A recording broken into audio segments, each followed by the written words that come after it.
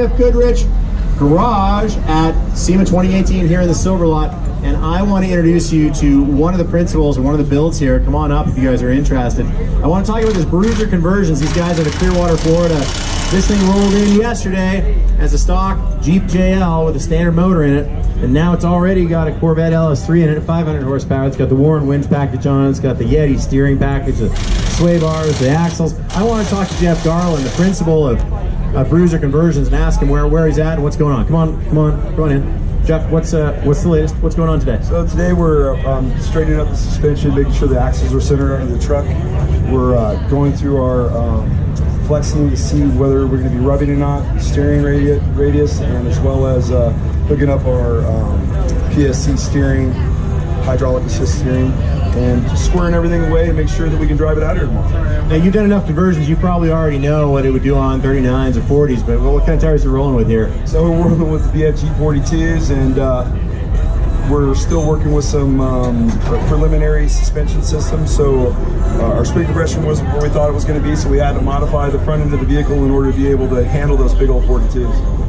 I think that's really cool. I mean, I think the 500 horsepower LS3 is cool. I think everything you've done is cool. But to be on the 42, the race tire, right? The Baja TAKR2, super cool for the desert.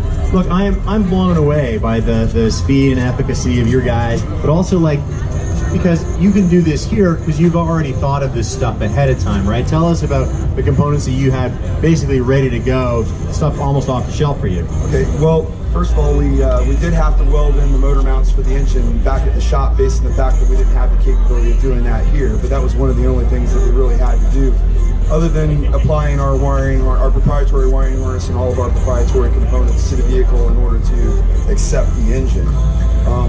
Basically, the drive line is all original. It's the original 8HP 45 that came with the vehicle. It's an 8-speed transmission up against the factory Sport 272 to 1 transfer case. We've got JE real drive shafts in 60s, and you know, we've done this a few times, so we kind of knew that it was going to be capable. That means really beefy stuff that they fit under the vehicle because they know how to do it.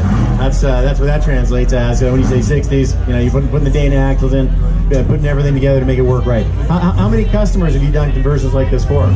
Over 700 in the last 10 years. So I guess given that you've done it for 700 customers, we can expect that it'll probably be complete by tomorrow and working correctly. You already know what you're doing. Okay, so I'm super excited about this whole thing, and I got to ask you a question, which sounds like a silly question. The question is, why would anybody build a 500 horsepower LS3 powered 42-inch tired twin Dana 60 axle Jeep?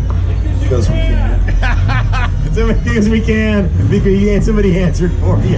Because they can. That's what happens at BFGoodrich. That's what's built on BFG. Hashtag built on BFG.